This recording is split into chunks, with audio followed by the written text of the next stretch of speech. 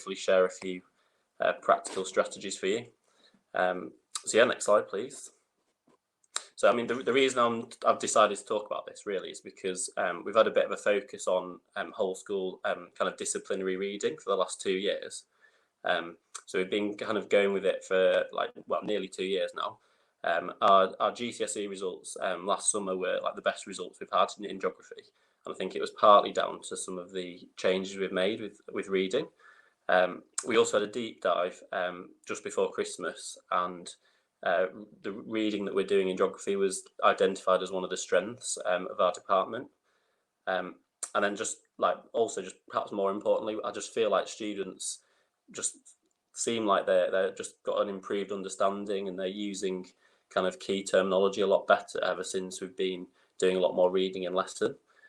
So that's why I'm kind of choosing to talk to you today. I'm by no means an expert, but we've had some success with some of the things I'm going to talk to you about. Yeah, next slide, please. So I think in terms of our approach, and if you're a geography teacher, head of geography or whatever, and you're thinking of implementing reading a bit more in your department, this is kind of the approach we've taken.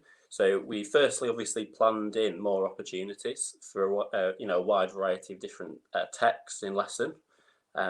So when planning new lessons, we've thought about integrating text into that lesson, and we've kind of gone back to old lessons and thought about how we can squeeze in a bit more reading opportunities into those. Secondly, we've thought a bit more carefully about how we approach the reading in the classroom. So thinking about how we will read how we'll approach reading the text as a class first before students go on to do a task. And that's something we perhaps didn't do so much in the past. We'd maybe have a bit of a teacher-led kind of part of the lesson, then give students a text to use to complete a task, but we wouldn't necessarily have looked at the text beforehand, if that makes sense. And then thirdly, we thought about what sorts of tasks can we give students to help improve their reading comprehension, other than just kind of comprehension questions. So essentially, I'm just going to share a couple of those strategies with you.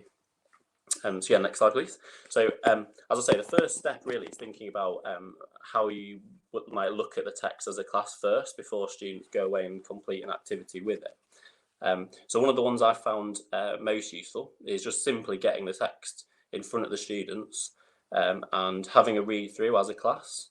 I think the one that I prefer is just as the teacher reading it, as the expert reader, allowing students to see how a text can be read really clearly, getting students to follow along, maybe stopping after each paragraph, asking students to identify any keywords or highlight any words they're not sure about.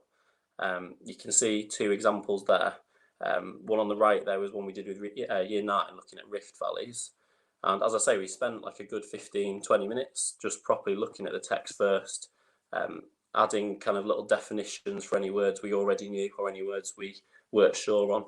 And just making sure students are really, really confident with what the text was about before giving them an individual task. Sometimes I just simply will tell the students to scan read it and just firstly highlight any words they're not sure on, and then we'll come back to that as a class. So as I say, that's the main approach we tend to use. I found that it works a little bit better if you do it like this before giving the students the actual task that they're going to have to do afterwards, if that makes sense. So give them the text first, don't tell them what the task is going to be in terms of what the written follow-up might be. And then students are just fully focused on the text in front of them that way. Yeah, next slide, please. Another approach to whole class reading routines is like paired reading, which some of you might have heard of. So sometimes we'll kind of get a text and sort of split it into two, like you can see here. And we'll get students to, in pairs, read the text aloud to each other. And that's developing their reading fluency as well. Sometimes we'll give them a set of instructions. So it might be like, person A, read text A.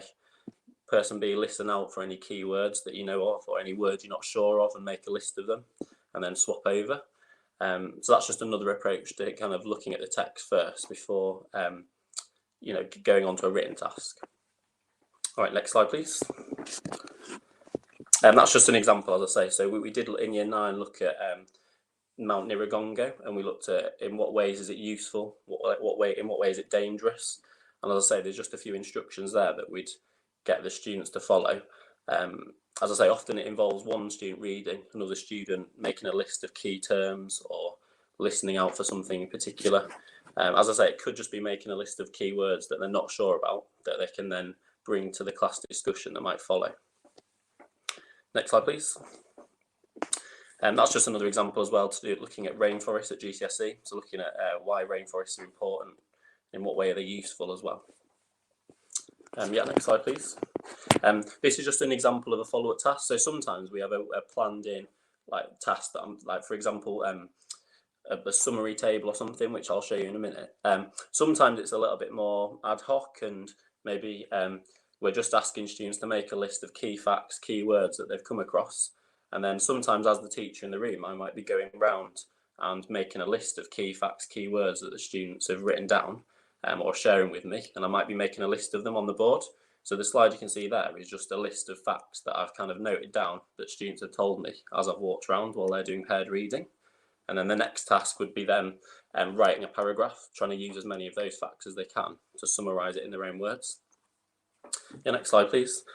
So that's kind of the first step, really, is like getting the text, then doing some sort of whole class reading routine involving that. The second part of it is giving the students an actual task, something to do with that written information. So obviously there's nothing wrong with comprehension questions, like we still use that all the time as well.